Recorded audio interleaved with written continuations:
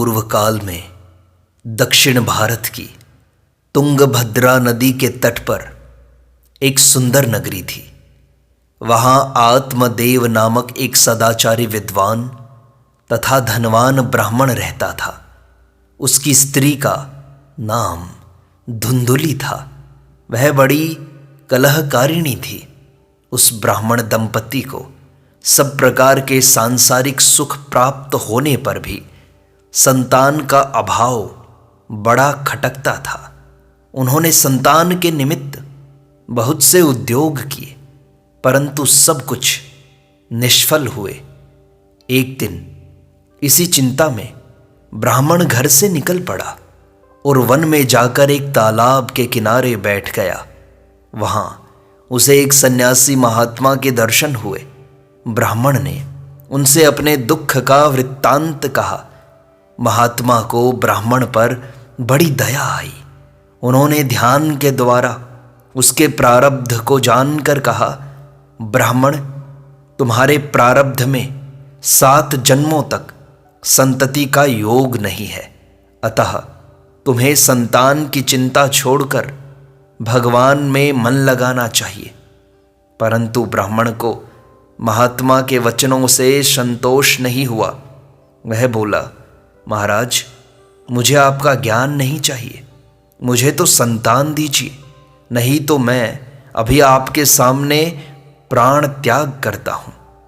ब्राह्मण के इस हठ को देखकर महात्मा ने कहा, तुम्हारा इस प्रकार हठ करना ठीक नहीं है।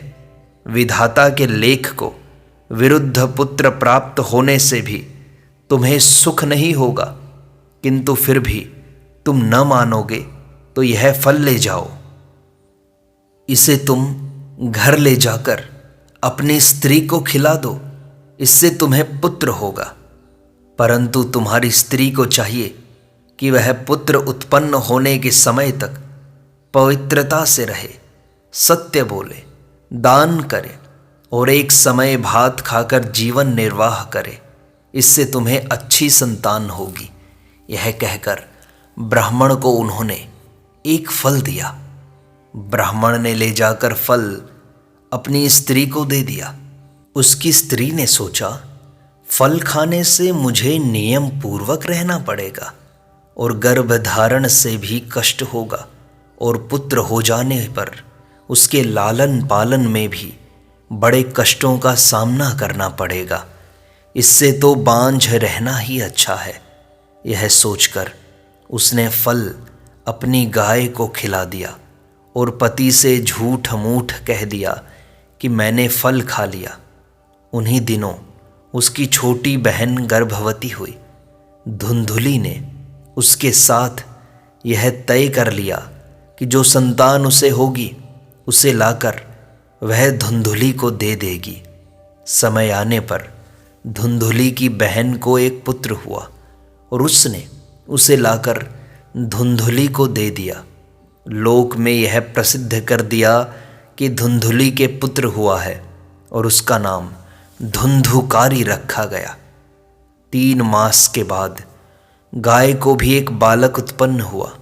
उसके सभी अवयव मनुष्य के थे, केवल कान गाय के थे, इसलिए उसका नाम गोकर्ण रखा गया। गोकर्ण देखने में बड़े सुंदर, तेजस्वी और बुद्धिमान थे। ये थोड़ी ही अवस्था में बड़े विद्वान और ज्ञानी हो गए। इधर धुंधुकारी बड़ा दुष्चरित्र, आचारहीन, क्रोधी, चोर, निर्दयी और वेश्यागामी निकला। वह माता पिता को भी बहुत दुख देता और उनका सब धन अपहरण करके वेश्याओं को दे आता। आत्मदेव उसके बर्ताव से बड़ा दुखी होकर रोने लगा। तब गोकर्ण ने उसे समझाया और ज्ञान का उपदेश दिया। पुत्र के उपदेश से प्रभावित हो वह वृद्ध ब्राह्मण घर से निकल पड़ा और वन में जाकर भगवान श्री हरि के परायण हो उसने शरीर त्याग दिया। पिता के चले जाने पर धुंधुकारी ने उनका सारा धन नष्ट कर दिया और वह अपनी माता को बहुत सताने लगा। जिससे दुखी होकर उसने कुएं में गिरकर प्राण त्याग दिए। गोकर्ण ने भी अब घर में रहना उचित नहीं समझा और वे तीर्थ यात्रा के निमित्त वहाँ से चल दिए। उन्हें माता की मृत्यु और पिता के वनवास का तथा घर की सारी संपत्ति के नष्ट हो जाने का तनिक भी दुख न हुआ, क्योंकि उनकी सर्वत्र समबुद्धि हो गई थी। उनकी दृष्टि में न कोई शत्रु था और न कोई मित्र था। इधर धुंधुकारी 5 वेश्याओं को लेकर स्वच्छंदता पूर्वक घर में ही रहने लगा। एक दिन उन वेश्याओं ने उसे बड़ी निर्दयता पूर्वक मार डाला और उसके शरीर को किसी गड्ढे में डाल दिया। धुंधुकारी अपने दूषित कर्मों से प्रेत योनि को प्राप्त हुआ और इधर भटकता हुआ बड़ा क्लेश पाने लगा। गोकर्ण ने जब उसकी मृत्यु का समाचार सुना तब गया जाकर वहाँ उसका श्राद्ध किया और फिर जिस जिस तीर्थ में वे गए वहाँ उन्होंने बड़ी श्रद्धा के साथ उसे पिंडदान दिया। गोकर्ण तीर्थ यात्रा करके लौट आए।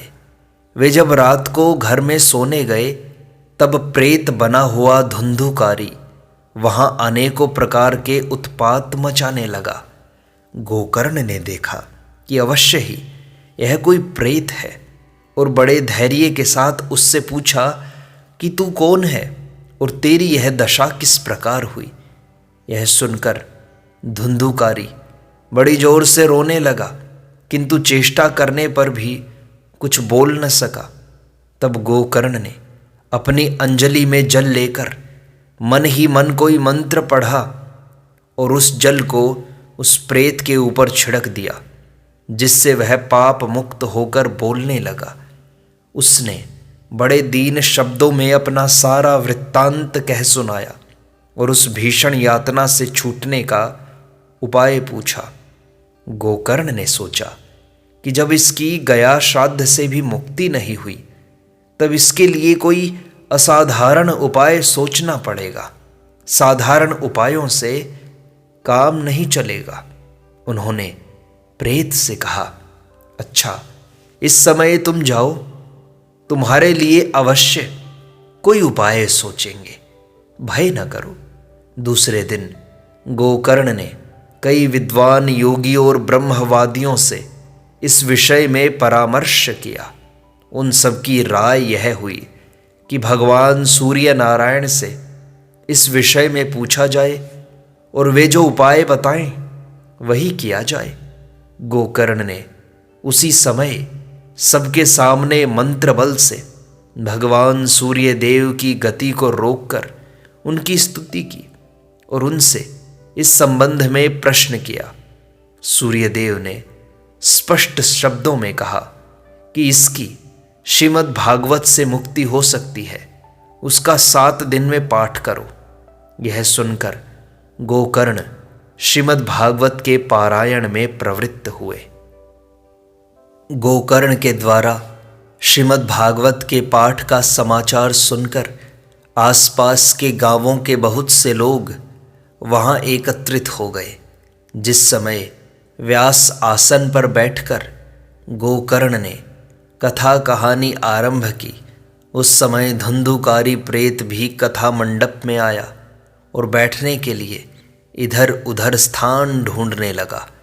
उसने देखा कि वहाँ 7 गांठों का एक ऊंचा सा बांस खड़ा है। वह वायु रूप तो था ही, उसी बांस की जड़ के एक छिद्र में घुसकर बैठ गया। ज्यों ही सायंकाल हुआ और पहले दिन की कथा समाप्त हुई, लोगों ने देखा कि उस बांस की एक गांठ बड़ी कड़कड़ाहट के साथ टूट गई। दूसरे दिन दूसरी गांठ और तीसरे दिन तीसरी गांठ टूटी।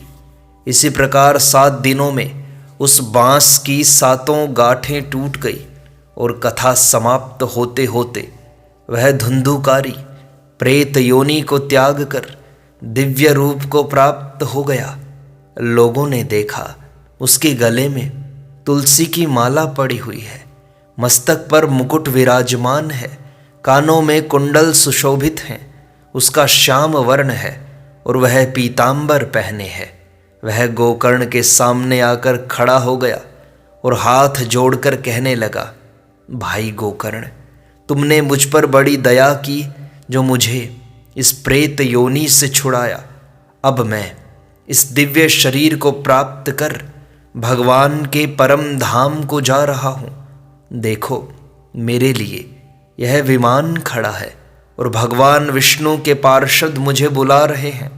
यह कहकर वह सब लोगों को देखते हुए विमान पर आरूढ़ होकर भगवान विष्णु के परम धाम को चला गया। श्रावण के महीने में गोकर्ण ने फिर उसी प्रकार श्रीमद् भागवत की कथा कही। कथा समाप्ति के दिन स्वयं भगवान अपने पार्षदों सहित अनेक विमानों को साथ लेकर वहां प्रकट हुए और जय जयकार की ध्वनि से आकाश गूंज उठा। भगवान ने स्वयं अपना पांचजन्य शंख बजाया और गोकर्ण को हृदय से लगाकर अपना चतुर्भुज रूप दिखा दिया। देखते देखते मंडप में उपस्थित श्रोतागण भी विष्णु रूप हो गए और उस गांव के और भी जितने लोग थे वे सब के सब महात्मा गोकर्ण की कृपा से विमानों पर बैठकर योगी दुर्लभ विष्णु लोक को चले गए। भक्त वत्सल भगवान भी अपने भक्त को साथ लेकर गोलोक चले गए। इस प्रकार उस महान भक्त ने अपनी भक्ति के प्रभाव से गांव भर का उद्धार कर दिया।